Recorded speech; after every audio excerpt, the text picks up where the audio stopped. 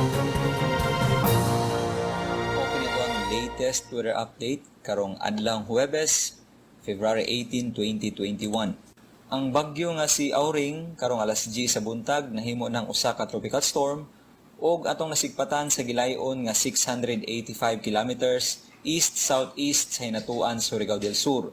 Dunay coordinates nga 7.1 degrees north, 132.4 degrees east. Duna kini maximum sustained winds nga 65 kilometers per hour do siyang sentro, ingon man pagkuso-kuso o gustines nga moabot sa 80 kilometers per hour.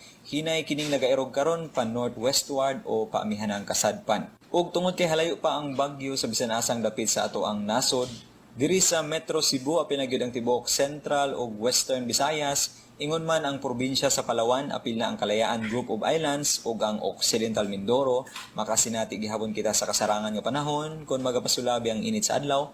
Panduna gyapon tsansa sa mga kalit ng mga pagpanag-um sa kalangitan, inubanan sa mga patak-patak ng mga pag-ulan tungod lang sa hanging amihan ug sa mga localized thunderstorms.